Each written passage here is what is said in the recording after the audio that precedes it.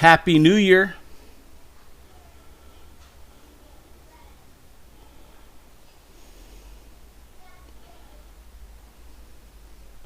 Did we not publicize this enough? We're not going to get anybody on here.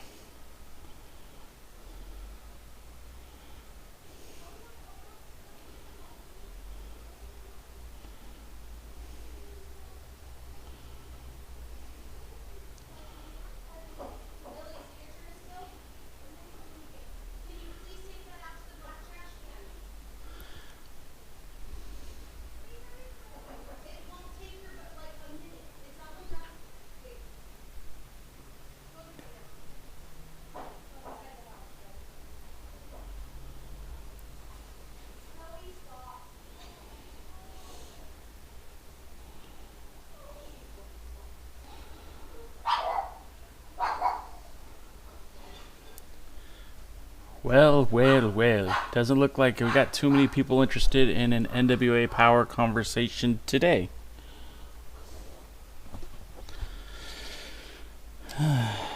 Alright, well, we'll see how this goes.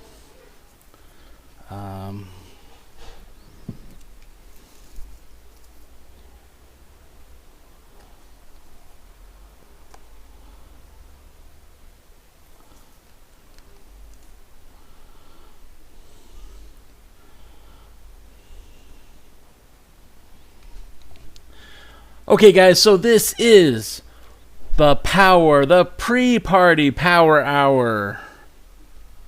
And nobody's here, so I'm talking to myself. I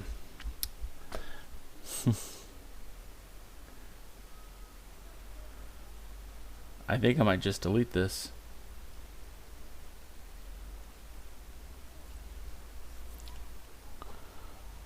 Let's see here. Nobody's watching anyway, so nobody's really missing much. All right.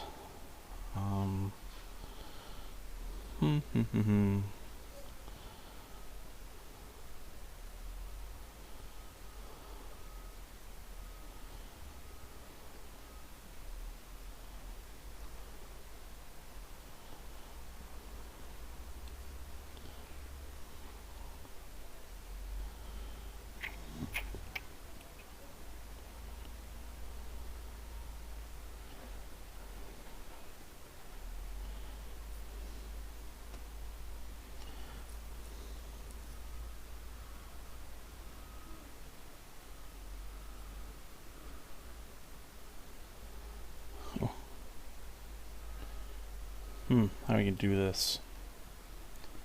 What if we did?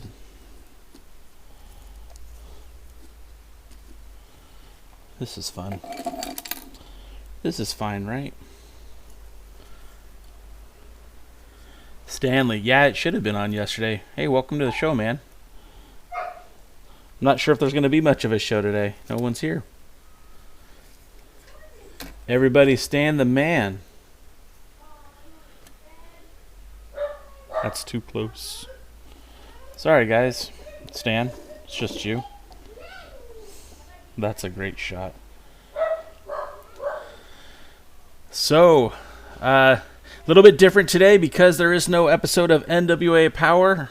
We're doing a Talk NWA, the best of 2019, off of what I can say off the top of my head. And you're not at the studios. Yeah, Stan, it's just you and me now, buddy. We're not in the lush, plush studios of TheAlliance-Wrestling.com. We're not at the Buckets for Rent studios. We're in my loft, this is, I guess, my man cave. And, yeah, so we're just talking a little NWA. And so without further ado, because this episode will probably get the old kiboshed and... I don't know. Maybe I'll put it back up later, but this is a presentation of Alliance-Wrestling.com, your number one source for news and information for the National Wrestling Alliance.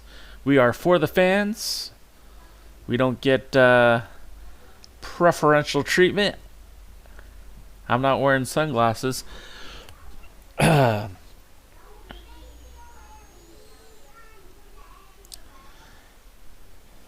So, if anything, I just want to see how everyone's doing today. It is New Year's Eve. It's New Year's Eve. We're just days away, hours away, minutes away from a new year. And 2019 has been quite an interesting year, not only for the world of professional wrestling, but for myself. I've really saw this website grow leaps and bounds. And somebody who I want to introduce to you guys to, hey Lamb. Daddy's friends Stan and Lamb are on the show right now. Oh, hi. My name is Claire, and I'm one of his daughters. I'm the middle one, like in the middle. How old are you? 6 years old. On March 23rd, I'm going to be 7.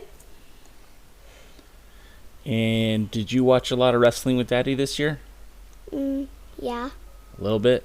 Yeah. Do you want to watch more? Yeah. Wrestling is like almost my thing. It's almost your thing? Yeah. So guys, this is my Claire Bear. She's the one not named after a pro wrestler, but she's a real sweet girl, and that's part of the reason why I do this podcast is because I'm trying to create a legacy for my family. This is never meant to make me rich, but 10 years, 20 years, 30 years, 40 years, 50 years, when I'm no longer on this earth, this little one could watch these videos and see what her dad used to do for fun. Yeah, and maybe I could see myself in one of them. Oh, it's just this one. Yeah. So some of my friends are talking, and they said that you're a future women's champion. Oh. They think you're going to become a wrestler. What do you think about that? I think 100. You think you're going to become a wrestler? Yeah. I think they're going to be right, or maybe. Who knows? Maybe on the Saturday I would do that. Maybe. Do you like talking onto the camera? Yeah. Stop. What was your favorite thing about 2019? 2019? That it's going to be the new year, and we get to start all over. And I really want to go to summer, so we can have blast at a beach. You want to go have a blast at beach? Blast at the beach, Billy, Dave, are you listening? I got a new pay-per-view name for you. Blast at the beach. Yeah, blast, like fun blast, not like kaboom. Okay, thank you for coming. I love you. I love you too, Dad. All right, see you later. Bye. Bye. So, that's something we talk about all the time as fans of the NWA, that some of the other wrestling promotions have a universe. We have a family, and I am not shy about bringing my family around so that you guys can see them. I am a family man first. This isn't first on my list, the wrestling videos. It's not my priority. My priority first is my family, second my business, and then these videos. That's where we get and have fun. Okay, so let's read what your comments are. Lamb said, hello, Lamb, welcome. Willie said, ODB is a great addition to NWA Pro Wrestling and Power, and she's a hottie. All right, Willie. I mean, I'm not going to argue with you on that. You guys like seeing my daughter. I knew you would. Stan says, future world women's champion. Yeah, maybe. My history is I wrestled 4 years in high school, and I was very terrible all 4 years. Never even thought about becoming a professional wrestler because I didn't have such a great experience doing the high school wrestling. So probably will never happen. And Lamb's crying. Don't cry, man. It's all fun. This is fun. This is my fun. I do this, and I have fun doing this. And Happy New Year. Enjoy Coca-Cola. They are not a paid endorsement, but, that's how it goes. Stan has NWA Kaboom as a new TV show. Why not, right? That's the thing about the NWA. So In 2019, not only did we get 3 additional pay-per-views that we didn't have last year, but we also got a TV show, episodic television. That's something that the NWA hasn't done in probably about 15 years. You got to remember when Dave Marquez and Bob Trowbridge was running the NWA. The NWA had television in several markets, in Los Angeles, in the Northeast, like New England, Maine, in Tennessee, in West Virginia. There were a lot of NWA promotions running weekly television shows, and under the Bruce Tharp era, that kind of disappeared. Now, you still had NWA Saw and Smoky Mountain, but some of the larger markets were no longer producing television. There was no LA market wrestling show. There was no wrestling shows on other parts of the states, excuse me. And so 2020, we get a show. We get NWA Power. We still have the 10 Pounds of Gold series. What else are we getting? In 2020, we're supposed to be getting Circle Squared, which is going to be like a talent competition. Now, obviously, parts of that show have already been shot. They were shot back in December, prior to the TV tapings, or even during the TV tapings. And apparently, there's no start date yet for that show, but that should be coming around the corner. And with this diverse group of talent that's growing, we're seeing more and more names joining the NWA brand. As the aforementioned, like Willie said, we've got got fighting dogs over here. Who wants to see my dogs? Good, they ran away. We've got ODB. We've also got the Pope, who's made his appearance. C.W. Anderson just recently showed up. Though I don't want to give anything away, but someone will be joining the roster tomorrow night, I believe, or tomorrow morning. So the show has grown, it's expanding, and maybe it might be time for more than 1 hour of television a week. And I don't know if it's maybe they move the show to 2 hours or what, but then also to accommodate the TV title, it might make sense to grow that brand just an hour, half an hour. I don't know. We'll see. Maybe they've done this thing where Power's become synonymous with YouTube. Maybe they should use Facebook as a different approach. Maybe Facebook could be where they put the TV title. I don't know. It's just talking out loud. David Marquez wants Chris Bay on NWA Power. I do too. I'm a huge Chris Bay fan. If you guys follow us on TikTok, you've seen a couple of my videos. Everybody hates Chris. That's all done tongue-in-cheek. I actually really enjoy Chris Bay. For a little bit, he was part of the Scorpio Sky entourage. He's really come into his own over the past 2 years. He started off in Hollywood as just kind of working enhancement matches. The guy is a very hard worker. His Best of 7 series with Swade Thompson carried from Arizona back to Hollywood. The two ended up forming a tag team. In his home promotion in Las Vegas, he's held just about every single title. Chris Bay is amazing. If you guys don't know who Chris Bay is, check him out. I think he is the future of at least wrestling out here on the West Coast. And again, he's a young dude. So I expect a lot of big things out of Chris Bay.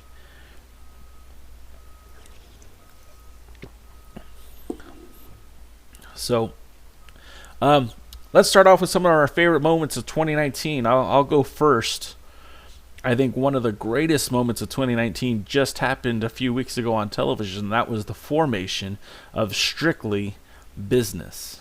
Strictly Business is the running mates, the stable mates of our world's heavyweight champion, the national treasure Nick Aldis, along with former tag team champions, the Wild Card, Royce Isaacs and Thomas Latimer. And we also saw Camille join that group, which was no surprise. But now we finally have some morally clearly divided lines in the National Wrestling Alliance. Up until recently, there were so many shades of gray, it was hard to determine who was face, who was heel, who's the good guy, who's the bad guy. And that's changed now. There's been a distinct change. And I think that was very important for the storytelling for the NWA, as well as giving the fans someone to boo, someone to cheer. Up until recently, the biggest heel in NWA in Atlanta was Aaron Stevens, but he was also partnered with the biggest guy, the most over face of the company, which is the Question Mark. So now we actually have a group of gentlemen that we could boo, we could be angry with, and we'll see how that pans out. Another one of my favorite moments of 2019 was Colt Boom Boom Cabana defeating Willie Mack at the Crockett Cup to win the National Heavyweight Championship. Now, some of you guys might remember this. There was a lot of controversy around that time with Willie Mack and his exodus from the NWA. Now, this wasn't one of those things where this was a loser leaves town match or that the NWA no longer wanted to work with Willie Mack. There was no huge controversy. This was just one of those things where timing kind of played a big role in this. Now, Willie Mack, if you guys remember, was signed with Lucha Underground. Lucha Underground, the parent company, it was actually AAA. Yeah, I know, weird, right? So Willie Mack was technically under contract still with AAA. They didn't want AAA to have Willie Mack featured in the NWA or Ring of Honor because AAA had a working agreement with Impact. And it was kind of odd, ironic, strange that we started to hear these rumblings that AAA was removing its talents from working the NWA shows, which is basically Willie Mack. Then you guys remember it was shortly after Willie Mack losing the national championship to Colt Cabana that he signed with Impact. There was a lot of tweets that were later deleted, a lot of controversy flourishing, so much so that the NWA no longer will work with Impact Wrestling. And just a few months prior to that, or I guess a year prior to that, that empty arena match with Tim Storm and Josephus was filmed at the Impact Zone. So all of a sudden, now they're not working together. I believe there was something aloof, something went wrong, and Willie Mack is no longer part of the NWA. He's flourishing in the world of Impact, but sorely missed for the National Wrestling Alliance, and I think that was a big moment in 2019. I do love Colt Cabana, and I love seeing him on NWA Power, but that was kind of a big deal to see Willie Mack exit the NWA so quickly. Willie says, Nick Aldis defeating Cody Rhodes and regaining the 10 pounds of gold. That was 2 years ago, Willie. That was back in 2018. Oh, not 2 years ago. Last year. That was 2018. Yeah, that was shortly after All In, and a couple of us were actually there at that show. It was great. It was a great victory for Nick Aldis, and he hasn't, the thing about Nick Aldis is when he won the World's Heavyweight Championship for a second time, he really kind of established himself as a superstar. Now remember, when he defeated Tim Storm for the title at CZW, it was met with very little fanfare. Hey, Nick Bonanno's here. Or was here. I don't know if you're still here, Nick. I don't think you are.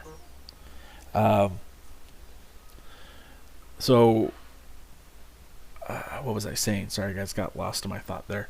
So when Nick Aldis defeated Tim Storm, it was kind of met with very little fanfare. And a lot of people within the NWA expected Tim Storm to... a lot of people who were formerly with the NWA expected Tim Storm to drop that title immediately in Hollywood, but they actually gave him a lot of time to flourish and develop and actually helped enhance the brand for several months before Nick Aldis even had an opportunity to challenge for the title a second time. Remember, he was defeated in Hollywood by Tim Storm the first match. And that when he won that title, he established himself and the NWA as someone to be dealt with, someone to be taken seriously. Okay, but he wasn't impenetrable. Like, he took that title to 4 different territories. He said, "Hey, we're here and we're willing to do business with anybody." And then at All In, he lost to Cody. And of course, we know the story. Cody does loses the title to Nick at the 70th anniversary show, and since then, Nick has been perfect. He hasn't lost a match. So you guys have some quotes here. You guys have said some things here. Let's see what you're saying. Willie says, Stan says, hoping to see the title defended in Japan in 2020. I do too. Man, that's a bad camera angle. Sorry, guys. Not a whole lot I could do with this one. This isn't my typical studio, so sorry if things are not looking as good as they normally do.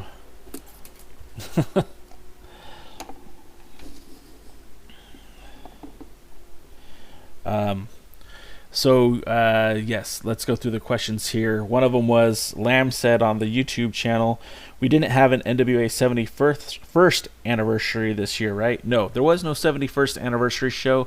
I don't believe there will be a 72nd either.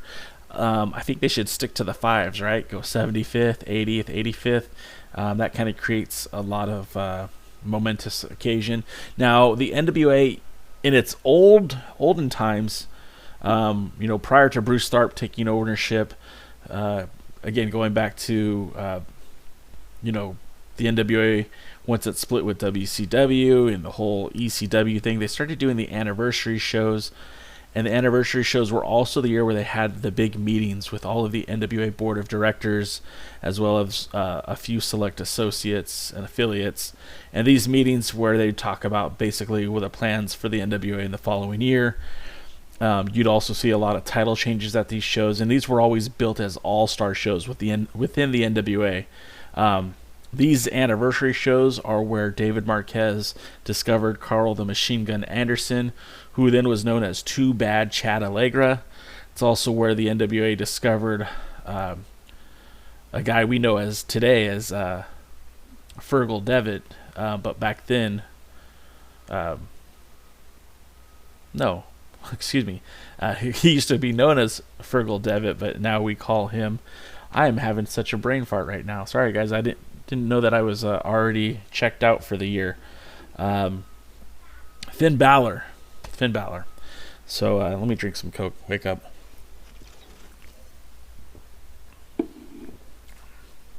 So yeah, and that's where a lot of these guys were discovered. A lot of these guys were given opportunities. Again, Chance Prophet, Damian Wayne, Drew Onyx, Finn Balor, Carl the Machine Gun Anderson, Jimmy Rave. A lot of these guys would be at the anniversary shows and would showcase their skills. And, the NWA would end up running with some of these guys as board-directed champions. And the board-directed champions of yesteryear were the NWA National Champion, the NWA North American Champion, the Tag Team titles, the Junior Heavyweight Championship, the Women's Championship, and, of course, the 10 pounds of leather and gold. Stan says they should do Power in Japan, and that hoping to see the title defended in Japan in 2020. You know what, guys? I am too. I'd love to see. Speaking of New Japan, they just billed my PayPal account. That's funny. 999 yen. But I'm going to watch Wrestle Kingdom. I'm going to look for you, Stan. So yeah, I agree. I'd love to see the NWA title return to Japan. And, we've talked about this over the weeks. Initially I was a pro Noah guy. I'd like to see the title defended in Noah. But Stan, you convinced me, man. I think All Japan is the way to go. I know that they have a really good product from what I hear. I haven't really been able to watch too much. But yeah, I'm looking forward to it. If it happens. And the interesting thing is now with New Japan Pro Wrestling losing access out here in the United States, now I know they have a network to showcase their talents, but if they're starting to do a touring, developing show of wrestlers here in the United States under the New Japan USA banner, it might make sense to partner with a company like the NWA or maybe even Ring of Honor to showcase some of those talents while not on tour, and to kind of give that a new audience an opportunity to see some guys who are ready to take that next step. So we'll see how that works out. But again, we'll see what happens.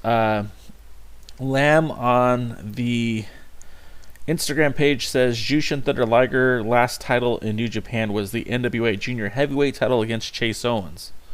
Yes, and during that same time, he also challenged Rob Conway for the World's Heavyweight Championship.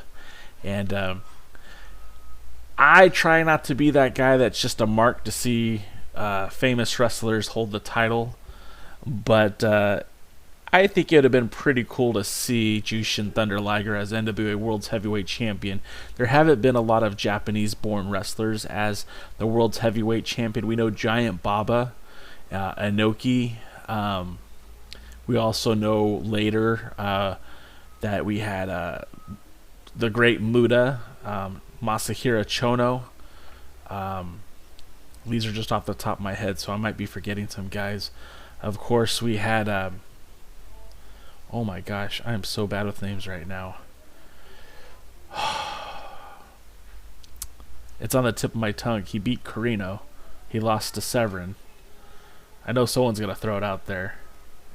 Hey, Roscoe, Happy New Year, buddy. Thank you for checking us out today. Hashimoto, thank you. Nobody told me. I figured it out on my own.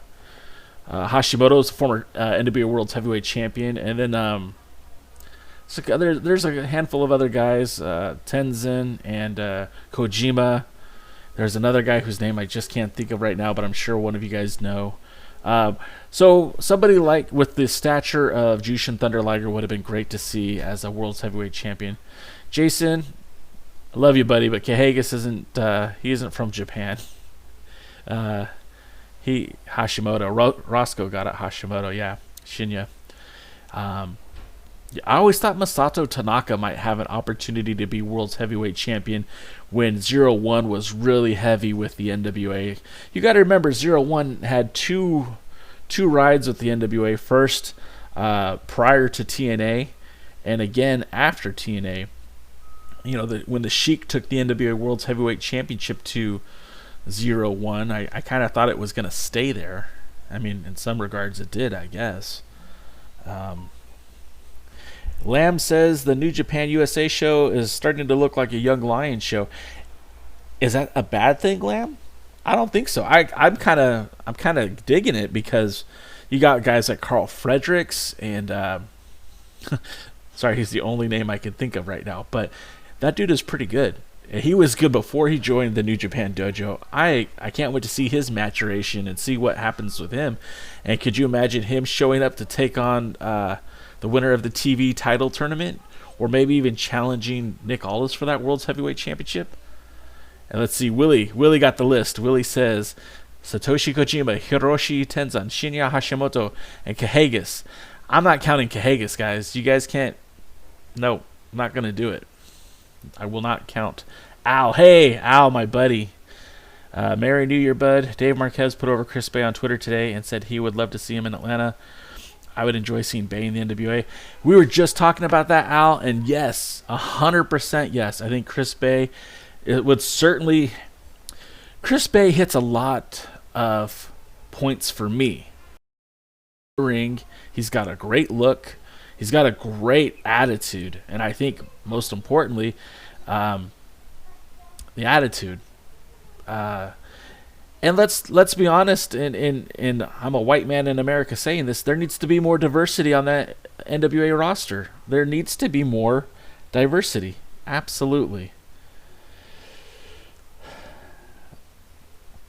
Lamb mentioned Bateman in New Japan. Yes, I loved Bateman. I still love Bateman. I'll be watching him in Ring of Honor. I hope he teams up with Brody King once again.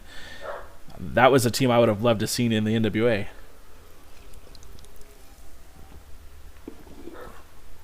Barrett Brown was recently in New Japan. Yeah, Barrett Brown, good call. Barrett Brown would have been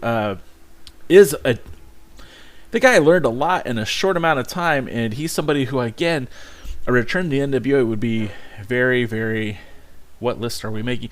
DK, and we were talking about two lists. We were talking about Japanese wrestlers who have held the NWA World's Heavyweight Championship, and we're talking about talents from the New Japan USA show, which Lamb kind of pointed out was more like a young Lions type roster that'll be here in the United States. So, and DKM everybody, one of the Alliance guys. Welcome, Happy New Year.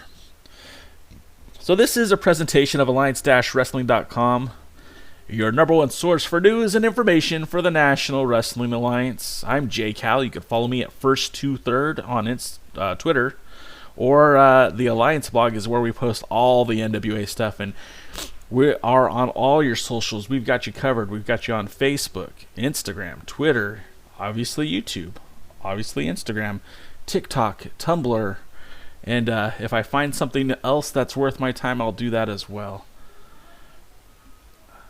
Willie agrees with me. There needs to be more diversity. Yes, and look, I will never say a talent needs to be chosen because he hits a check mark, but when you've got talented individuals, they need an opportunity, and somebody like Chris Bay, again, would be perfect for the NWA. I would love to see Chris Bay versus Ricky Starks, and anyone who says otherwise is just crazy. And Al says, I very much enjoyed Bay at Future Stars of Wrestling in Vegas, and then he said Zicky Dice won him over as well at the last tapings. Zicky Dice hasn't won me over yet. I hear a lot of positive things about him. I can appreciate the dude's hunger. I can appreciate the guy going all across the country to get bookings and to work, but I'm not sold on him. But I've been wrong before. Okay, so let's see. Roscoe says, with your knowledge of history, talking about Cahagas, what happened with him and the NWA National Championship? Jazz retained the title, Tim Storm retained the title, but Cahagas and the Heat Seekers didn't. Well,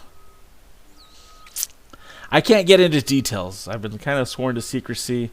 Let's just say a lot of the former champions, and honestly, a lot of the wrestlers that used to be a part of the NWA during that time weren't exactly welcoming to the new ownership. Now, this is going to be kind of a long conversation. We have some time here, so first and foremost, Bruce Tharp gets control of the NWA and immediately changes everything. There are no more affiliates or BODs, or a board of director members. All of that is shit canned. What we get affiliates, licensees, meaning that you have to pay to use the NWA name. Now, that's not a whole lot different than the people who were part of the board of directors or people who were part of the affiliates or associates and so on and so forth. But with the new direction, you had no control over the NWA. You had no say.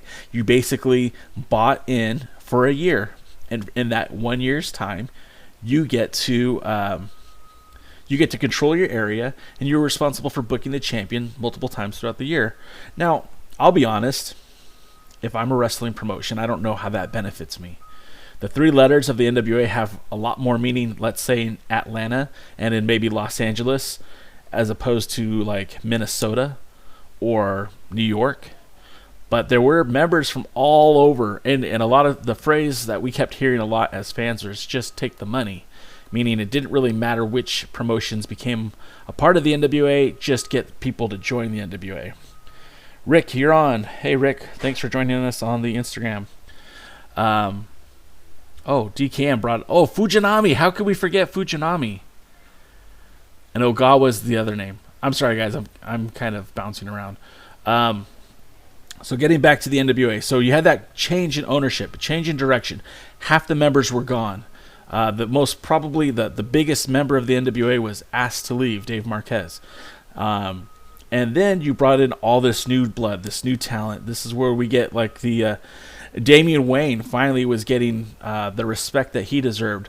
We get Cahagas, who's was elevated to the top of the NWA. We had guys like Chance Profit, who had been forgotten for a while, kind of had more of a spotlight on him. But then we also had new talent, guys who came from traditional championship wrestling, Tim Storm, Matt Riviera, Greg Anthony. We had the guys from Tennessee get more of a spotlight, like Chase Owens and Jason Kincaid, Matt Sigmund, and the Heat Seekers. So we kind of saw this big change, and you got a lot of these guys buying in who bought these 1-year licenses, and we're doing that, over the course of the next few years. And then, the world's champion at the time was Rob Conway. He's going to Japan with the owner, Bruce Tharp. Then you're getting guys like Brian Wilcott, who, great wrestler, probably underrated, is going to Japan. You're getting Michael Tarver going to Japan. You've got Chase Owens going to Japan. You've got, I want to say, Jason... what was his name? Sorry, guys. I'm drawing blanks today. The former junior heavyweight champion after Jason Kincaid and Chase Owens, he was in Japan. And you had a lot of this, what seemed like a really cool deal. You're seeing all this NWA talent working in New Japan. This is wonderful. This is terrific. But the idea was that the NWA wanted to, I believe, sell to New Japan Pro Wrestling. DKM is on here. He could kind of help me. Roscoe said Wilcott is main eventing CMLL. There you go. There you go right there. Brian Wilcott is a very talented guy. Great look. Money on the mic. And certainly should have been elevated in the NWA when he had an opportunity. When the NWA had an opportunity. That relationship with the New Japan and the NWA kind of fizzled out shortly after Jack Stane winning the World's Heavyweight Championship. Jack Stane, again, someone who I respect quite a bit, would love to see part of NWA Power. And I think no fault of his own. It just, that's around the time the relationship kind of disintegrated. And it just didn't seem like the NWA was going anywhere. It was kind of spinning its tracks. So you had guys like Mustang Mike as North American champion, I believe. Cahagas held the national title again. The Heat Seekers were the tag team champions. And there was a lot of reluctancy to work with the new NWA ownership. And I'm not going to point fingers at talent. I'm not going to point fingers at offices. It just didn't happen. And there was a lot of bad feelings, I guess. And the people who listened to what Lagana was preaching were the people who were still being used. Barrett Brown was on the first NWA card, the 70th anniversary show. Jack Stane was on the first NWA card. Tim Storm was treated, and still is treated, very well by the NWA. And, things happen. Ultimately, I think people made their own problems. And if they would have just given Lagana and Corgan a chance, I don't think they might have still had jobs when the NWA got to this point. As you can see, a lot of those guys are not working with the NWA. And, there's a reason for that. So some of your notes, Willie Bowen says, what about Houston Carson? Houston Carson was great, terrific. I was a big fan of the guy. We had him on the podcast a couple of times, or at least once. And I think he could have been something like really big, not only for the NWA, but in Texas wrestling in general. But I do believe he had a career-ending injury, and I think his time in the ring is done. I think he still produces wrestling in Texas, but I think he's on the other side of the camera now. Roscoe says Jack Stane is a main eventer. Couldn't agree more. I would love to see him come in and challenge against Nick Aldis, because Nick Aldis hasn't faced a whole lot of guys like Jack Stane, and that's for certain. Al says, Arn Anderson being Cody's manager now, do you think that stops the idea of Arn presenting the TV title at Hard Times? Yeah, I do. I think that's a done deal. I think you could still have Nikita present the TV title, and it still has a lot of meaning, a lot of history. Arn Anderson was probably the greatest TV champion of that era. But if he is working with AEW, I don't foresee him being available to work with the NWA. But hey, stranger things have happened. Roscoe, thanks for explaining. Hey, no problem, man. I mean, look, I will say this. If you look at the NWA timeline and you look how things kind of moved and shook and changed when Colt Cabana and Adam Pearce were wrestling for the World's Heavyweight Championship in a Best of 7 series, and ownership changed at that moment, you saw a huge change on the talent. All of a sudden, Colt Cabana was no longer in the picture. Pearce is gone. It wasn't like Sean Ricker, a.k.a. Eli Drake, was being talked about as the next world champion. In fact, a lot of people thought Damian Wayne was going to be the next world champion. And in fact, I don't want to take ownership of it, but a lot of people blamed my message board for the reason for him not winning that title. And that message board can be found at alliance-wrestling.com. It's probably one of the longest running message boards for the National Wrestling Alliance. DKM's on there. I'm on there. I don't know who else is on there in the chat room right now. But, yeah, it's good stuff. Willie says, I would love to see Adam Pearce wrestle Rob Conway at the time for the World Heavyweight Championship. Oh, you're speaking to the church right now, Willie. We all wanted to see that. We all wanted to see Pearce and Conway, Pearce and Jax Dane, Pearce and Tim Storm, Pearce and Cody, Pearce and Nick Aldis. I still want that match. Adam Pearce hasn't wrestled a match in 5 years. 5 years, guys. 5 flipping years. And I'd still pay money. I will travel anywhere in the United States to see that match. And, Lagana, are you listening? Billy, are you listening? I will pay to see that match. Most of these people in this room will pay to see that match. Let's do it. Well, you just got to go to the WWE and get, permission and probably pay them something. And then, got to probably pay Adam a lot because he hasn't wrestled in 5 years. He's been making a living not actually stepping inside the ring. So we'll see. Probably not. Roscoe said, I read recently on the NWA Facebook, they announced that they dropped the NWA 7 Levels of Hate because they used fire. Do you know much about that? Still fitter than people wrestling matches. You're not wrong, Roscoe. Okay, so I do know a lot about the 7 Levels of Hate. I was actually in the documentary. But more importantly than that, the reason why they dropped sanctioning is because the NWA did not want to work with Colt Cabana. And I don't mean the NWA today, and I don't mean the NWA before. I mean Bruce Tharp, Fred Richards, and Tony Houston did not want to, Tony Brooklyn, not Tony Houston, did not want to work with Colt Cabana. Colt Cabana is a do-it-yourself wrestler. Colt Cabana had made his name on the indies, and Colt Cabana didn't need the NWA. Believe it or not, guys, the NWA is great, and I love it, but Colt Cabana did at the time, and even maybe today, doesn't need the NWA. It just didn't. And so for Colt Cabana to give up a percentage of his bookings and to forfeit bookings he had already made to accommodate the NWA schedule and basically be told what to do was not in Colt's best interest. So they didn't want the title on him. And they wanted Pearce to drop the title before he left. They wanted him to drop it before that final 7 levels of hate, and it didn't happen. There was a lot of times where it almost happened, but it never did. So during the 7 levels of hate, obviously, they had to figure a way to make sure that Colt Cabana didn't win the title. So that's why they said, we're not going to sanction this bout.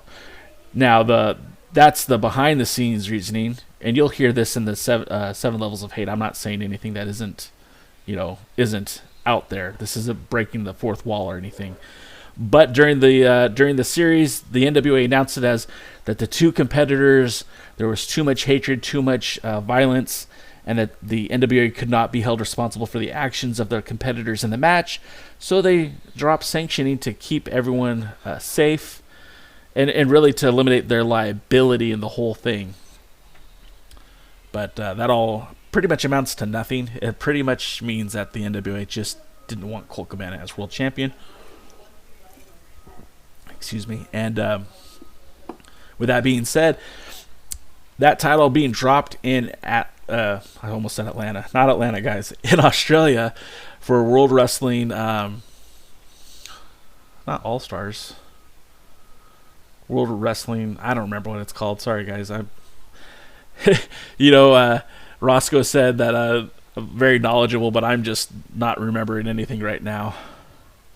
Brian says, I know my NWA. Brian, I've been covering the NWA for 12 years, man. Like, Yeah, I hope I do. No one's been covering the NWA like I have. You've got a lot of great guys who are really knowledgeable about pro wrestling, covering the greater NWA. You've got a lot of guys who are very fun and tell great stories and have fun podcasts. But I don't think you're going to find somebody who knows the NWA as much as I have, been a part of the NWA as much as I have been. I'm not trying to brag, and I'm definitely not trying to boast, but I had conversations with Dave Marquez. I had conversations with Bob Trowbridge. I had conversations with Fred Richards. I've had conversations with Bruce Tharp. I've had conversations with Tony Brooklyn. I've had conversations with a lot of Tonys. I don't want to say that I'm a champion of the NWA, but I certainly know quite a bit about the NWA in the last 15, 16 years. And again, Alliance-Wrestling.com, you can go back. We've been posting since 2007, I think. Yeah, so 12 years. And then even before then, I was covering the NWA for SoCal Uncensored, not Scorpio Sky, Christopher Daniels, and Frankie Kazarian, but the website from Southern California that's been covering... Excuse me, I burped. Sorry. Sorry, guys. Lamb says, NWA hit the jackpot having Dave Lagana and Marquez under the roof, their connections and knowledge of the business. Yes. Yes. Dave Marquez bleeds the NWA. One of the saddest things I ever saw was during the whole ownership change when Bruce Tharp took over for the NWA, that Dave Marquez was no longer a member of the NWA. And it's hard to believe for someone like me. I've followed most of Dave Marquez's career here in Southern California, and he's always been more traditional style of wrestling with an emphasis on those tiny little things that made the NWA special. He's always been about promoting that National Wrestling Alliance, and even when he was working with the Inokis and the New Japan Dojo, he was Antonio Inoki's proxy vote for the NWA. Dave was booking Dan Severn as part of the World League Wrestling when he was World Legion Wrestling when he was in Missouri. So Marquez bled the NWA, and I was at those arena shows. I went to Las Vegas and was in a 15,000 seat arena with probably about 7,000 seats sold. But an amazing show. If you guys ever have a chance, go look up Copa de Lucha from the NWA. That was Marquez's stuff, and he was doing these shows all over the Southwest, California, Arizona, Texas, Florida. A lot of good NWA style wrestling at the time, and it was really sad to see Marquez lose that NWA relationship. World Series Wrestling. Okay, wait. Let me jump back here. Jason Newsom says he loves AP. Yeah. I don't just consider him one of the best NWA champions. I consider him a friend. So you'll never hear me say anything negative about Adam Pearce. And most people can't find something bad to say about him. Al says, get me on the payroll. No, because once I get on the payroll, then I'm a patsy. Then I say what they want me to say. We're independent. We have a voice. I don't need anybody to tell me who I could book on my show or who I could have come on. I mean, look, we're trying to get Ricky Starks on the show.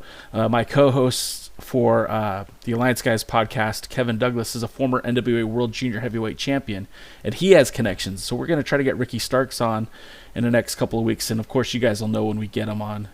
But it should be fun. It should be exciting. Roscoe says, who do you think could be NWA World Champion in 2020? Any potential challengers? I think we've seen them both. I think James Storm still has a very good case, a good chance. But with this whole rumored thing that he's willing to go back to NXT and form beer money, maybe not. Eli Drake is the guy. I mean, you've guys seen the promos. You've seen the wrestling. Is there anyone better than Eli Drake right now? I mean, honestly, Eli Drake. He doesn't have to wear a silly mask to get over. He doesn't have to shout out karate. He's a great wrestler, a great promo. He has a great look. You put the title on him, and I don't think the NWA falters at all. Does it happen tomorrow? No. Does it happen this year? Maybe not. Aldous is great too, guys. I'm a huge Aldous fan. But I think Eli Drake, if anyone currently in the NWA could take the title off of him, it's Eli Drake. Maybe Muda for a short minute. All right, what else you guys are saying? Brian says, I'm a fan of SCU. Great work.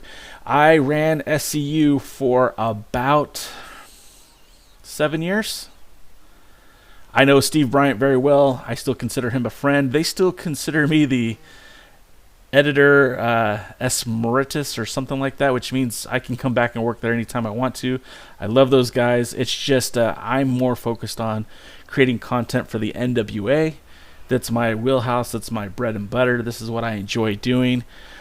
In fact, it was 5 years ago today that I had written 52 consecutive JCal views. That means one every week where we talk about what was coming up in SoCal, what was happening, and that got very tiresome very fast. Elder says World Series Wrestling in Australia. World Series Wrestling is different, but I think World Series Wrestling in Australia would be a perfect partner for the NWA if they ever decide to do something together. World Series Wrestling was good at booking guys like Joey Ryan, The Elite, meaning Cody and the Bucks, Kenny Omega. In the past, they booked Daniel Bryan, Austin Aries, and Brian Cage. They really took advantage of the flow of talent that was out there and available, guys who were working with Ring of Honor or who hadn't had contracts yet with like Impact or everything else. I think World Series of Wrestling would be a perfect partner for the NWA.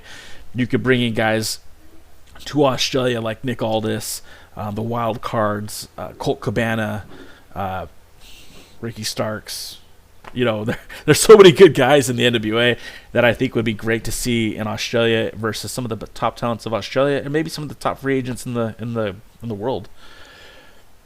James Storm's main event, another pay-per-view. Agree on Eli Drake.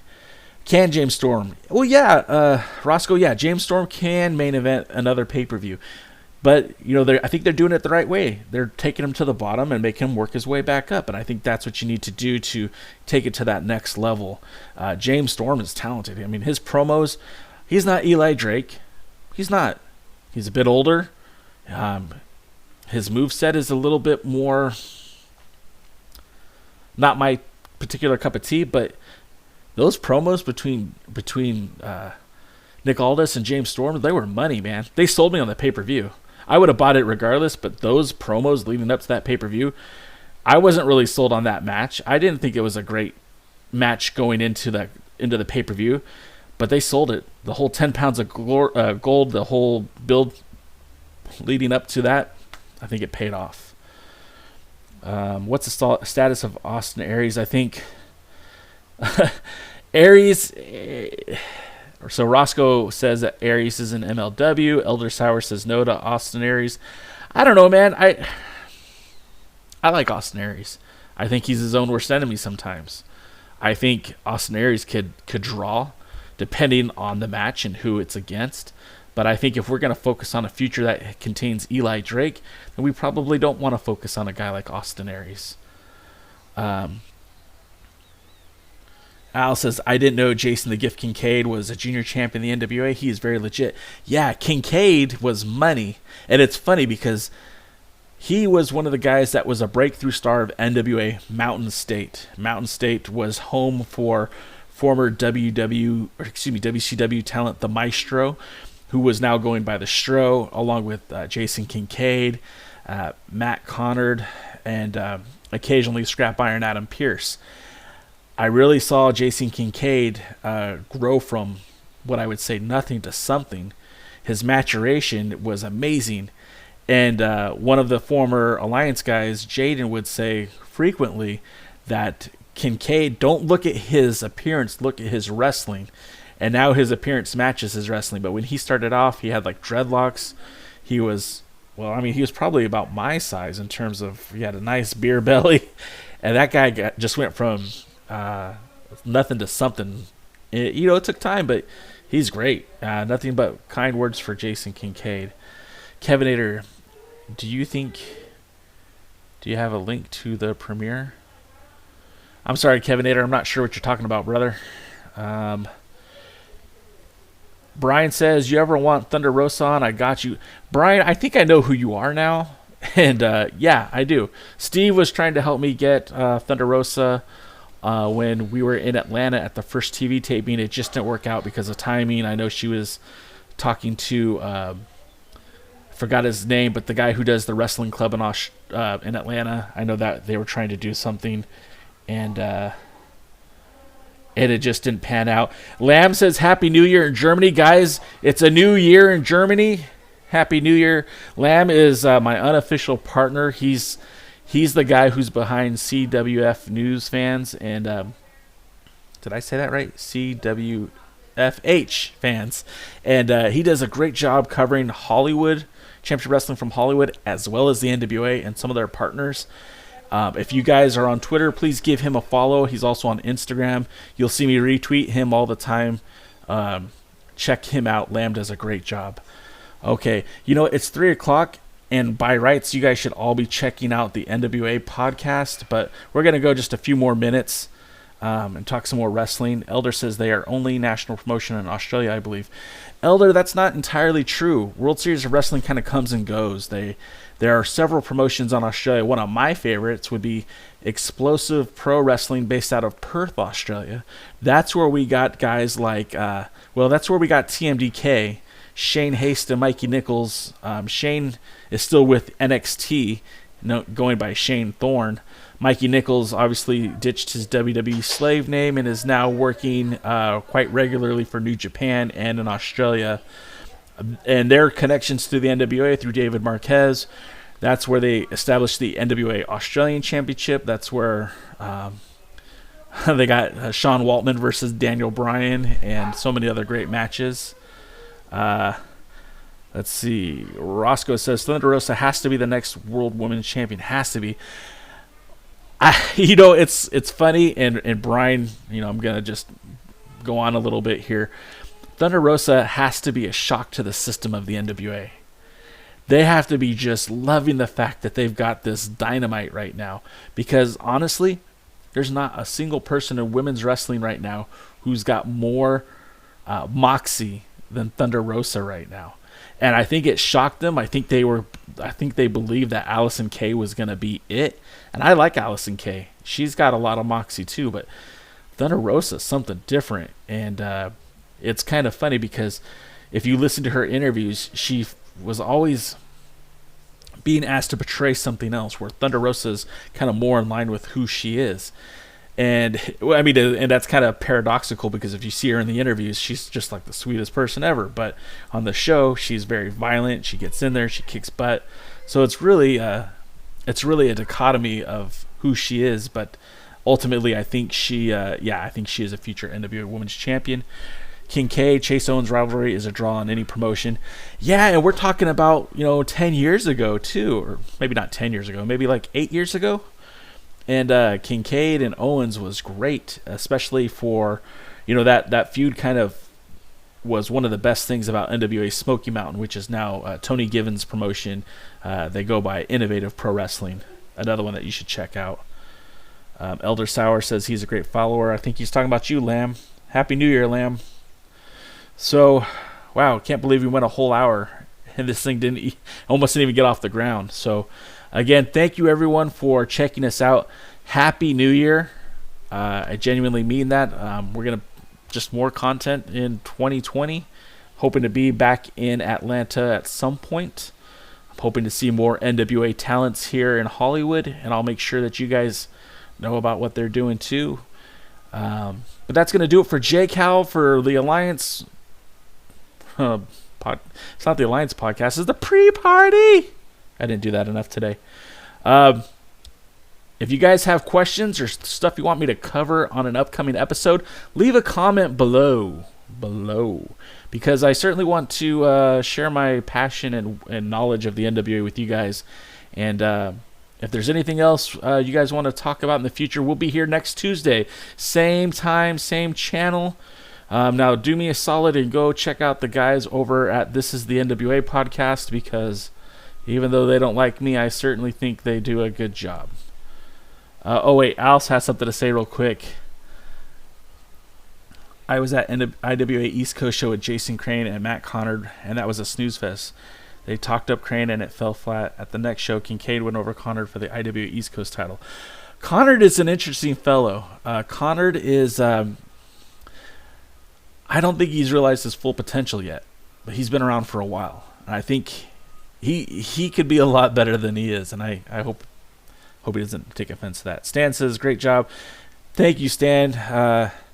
I want your reports from Japan. You let me know what's going on, and I'll try to watch you on the Wrestle Kingdom. Smoke Report says UK, US. Oh, NWA. Just chanting NWA. Awesome, Smoke. Hope you enjoyed it. And like I said, that's going to do it. So go check out the NWA. This is the NWA. Tell Gary that J. Cal sent you. And I'll see you guys at the matches. Happy New Year. Let's make 2020 great.